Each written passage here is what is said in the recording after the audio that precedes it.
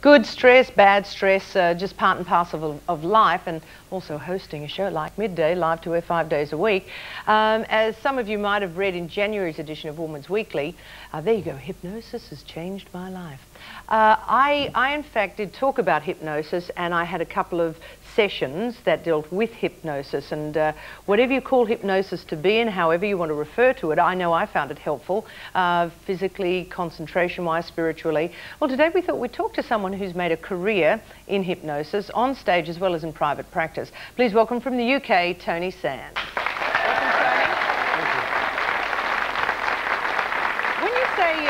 Hypnosis at times, Tony, people get really scared off. They imagine, you know, some of the silly stage antics and all that sort of thing. What do you term hypnosis? Pure imagination, autosuggestion. Anyone can be a hypnotist. Is hypnosis fierce concentration or focus? Not at all. We did some hypnosis downstairs in the canteen, the cafeteria. It took about 3 minutes.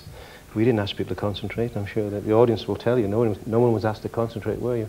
It was done very quickly. And we had about 5 people completely hypnotized without them knowing they were hypnotized. It was done so quickly. They didn't realize they'd been hypnotized. And their eyes were wide open at all times. They weren't sleeping. And they certainly didn't have to concentrate. It was done very quickly. What are the advantages of self-hypnosis then? If you can learn to do this yourself, what are the advantages? Oh, it's magic.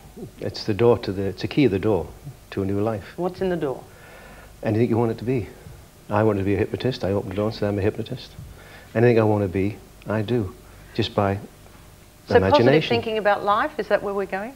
Positive thinking, yeah.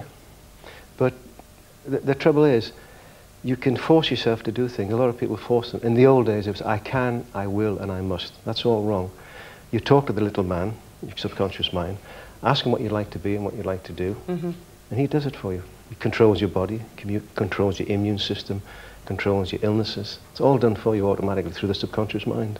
Through the subconscious in terms of positive thinking, which you term hypnosis. Yeah. Okay, now you did say, you mentioned, and you had a chat to the audience before they walked in here. Why don't we walk down here and we'll, what would you like to do? I mean, can this be dangerous though? Positive thinking and hypnosis is so powerful, and you can open that door. You could also open that door on some fairly negative feelings. If you wake up every day and look at yourself in the mirror and saying, I hate myself, I hate what I do, and I hate, that can be just as detrimental. That's autosuggestion. Very dangerous. Be very careful what you put in your own mind. Before you go to bed in the evening, you wake up in the morning being what you want to be the night before. How many of you people go to bed on Friday evening feeling great? You wake up Saturday morning, fabulous. The weekend's over. You've done this on all Wednesday, Thursday, the build up to the weekend. Yet on Monday morning when you wake up, you're going to work. What happened? You did it on Sunday night before you went to bed. If you'd have went to sleep on Sunday night saying, when I wake up Monday, it's going to be great and I'm going to enjoy my job, you'd love it and enjoy it. Difficult, but it works. So be careful of negative thoughts of any kind about other people or yourself, right? Very powerful. That I know for a fact. I know that works for me. Okay, you say people can't. Can people be forced into doing things they don't want to do? They can't be persuaded. On stage, the old hypnotist where he commanded people to do things doesn't work. If I were to command you to do something, you would resist and treat it as a challenge. I would never say, when I count to 3, you're a great pianist, or pretending to be a great pianist. I'll say, when I count to 3, let's be a great pianist, shall we? A great man once said, you get more flies with a spoonful of honey than you do with a bucket full of vinegar.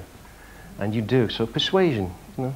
With the audience, you met Tony for the first time downstairs, right? You heard what he had to say. He says it's not about concentration or focus, and he hasn't hypnotized you. None of these people hypnotized. How do you want to treat the audience? Nicely, I hope. These are our good people?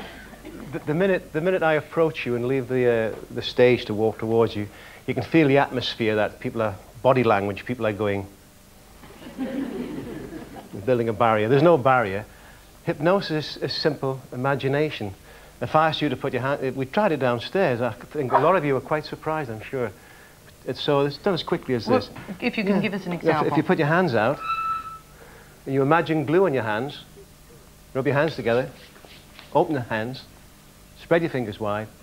When I lock my hands together, not just yet, when I lock my hands together, squeeze, and imagine the glue getting tighter. Simple. Imagination. Let's do it, eh? 1, 2, 3.